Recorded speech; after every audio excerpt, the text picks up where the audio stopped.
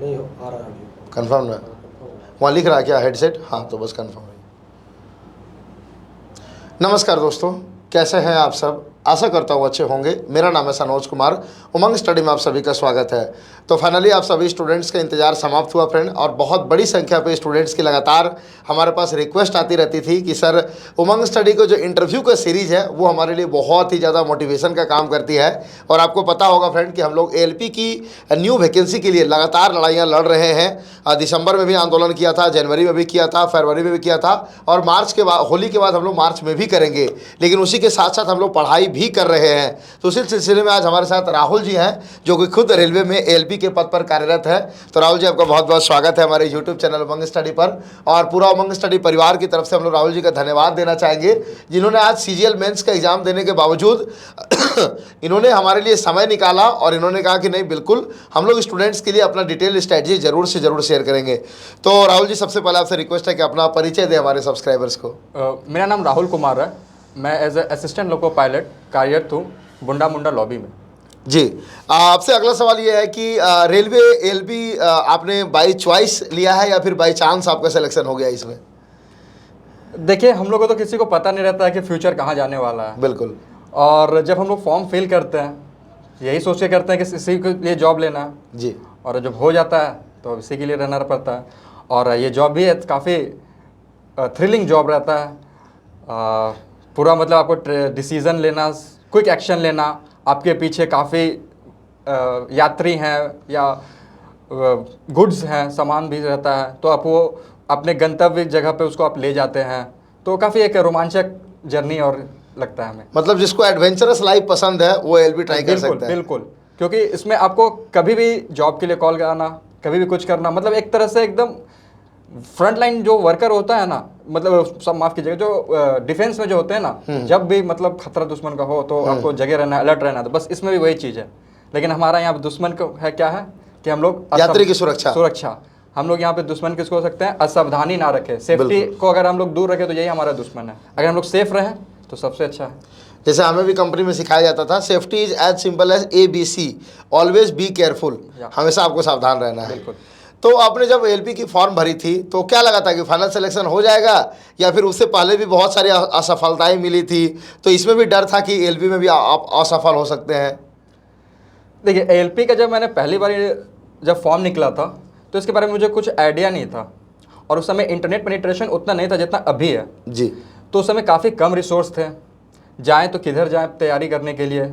और मैं एक छोटे शहर से भी था, और मेरा मीडियम इंग्लिश था, और हर जगह रेलवे का एक क्या है प्रिपरेशन स्ट्रेटजी की, सारा जो कंटेंट है स्टडी मटेरियल वो हिंदी में अवेलेबल है। बिल्कुल। तो ये चीज़ हमको काफ़ी प्रॉब्लम होता था। तो बस सिलेबस जो था उससे मैंने प्रैक्टिस करना स्टार्ट किया।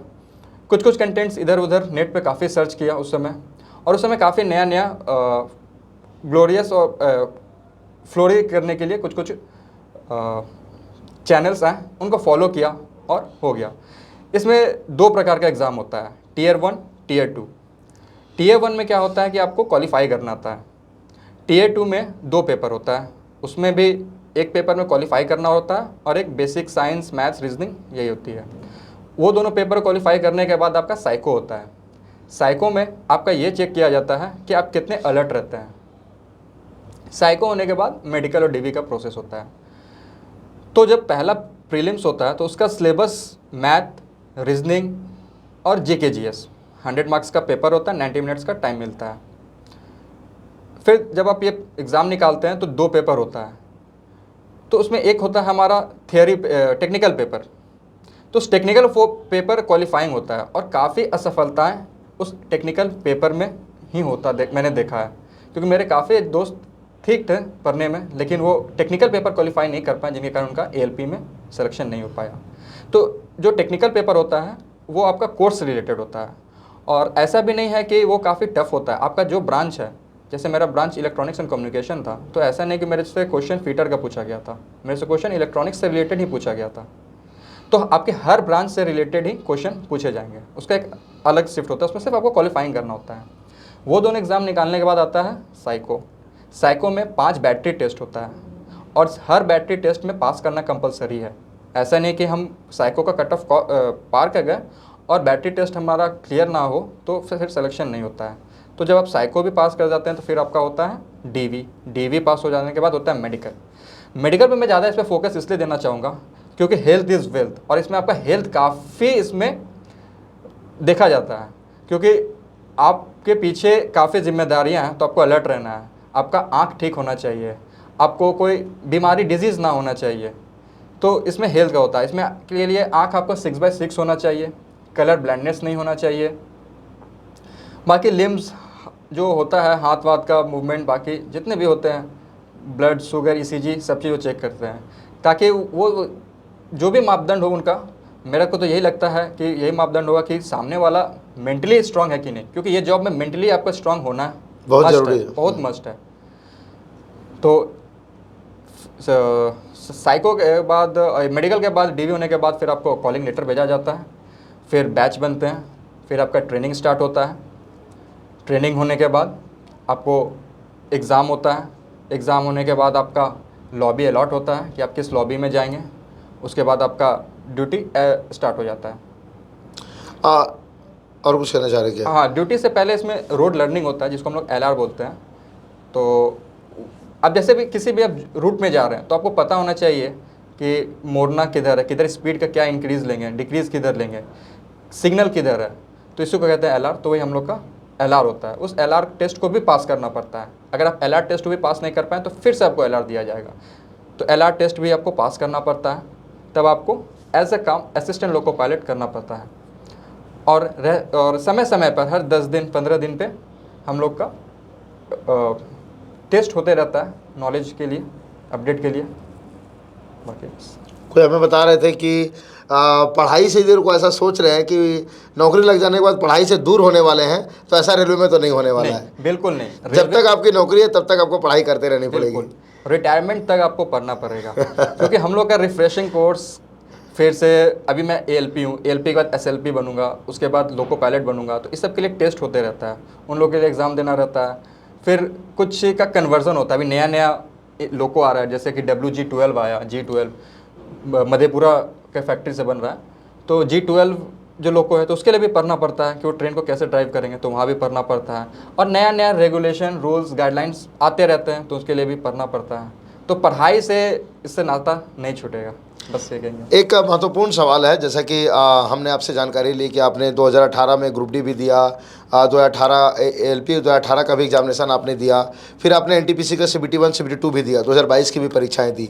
तो क्या कुछ 4 साल में बदलाव देखने को मिला?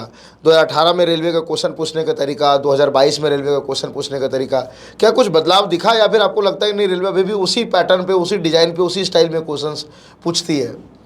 देखिए, मैं जब प्रिपरेशन करने रेलवे का स्टार्ट किया था ना, तो मेरे पास रिसोर्स था नहीं।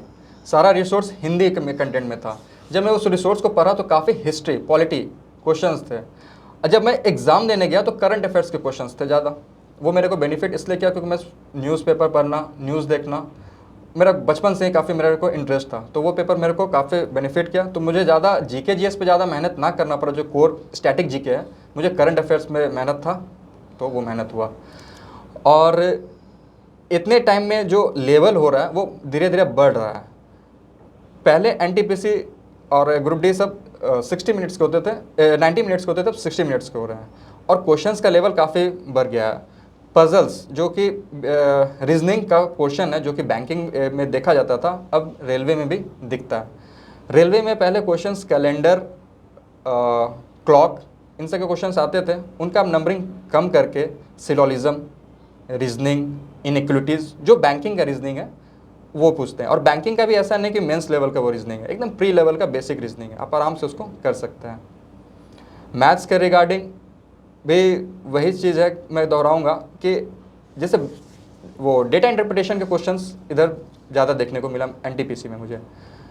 और जीके जीएस में भी क्वेश्चंस, अब इतने सेट में एग्जाम होते थे तो क्वेश्चंस कितने बनेंगे, तो कुछ बैक के भी क्वेश्चंस पूछे गए करंट अफेयर्स रिलेटेड 2019 के, 2020 के। तो जीके का तो ये कहेंगे एक सागर है, जितना उसको पढ़ लीजिए कम ही लगेगा। तो और स्मार्ट स्टडी कीजिएगा तो ये एग्ज़ाम उतना टफ भी नहीं निकालने के लिए।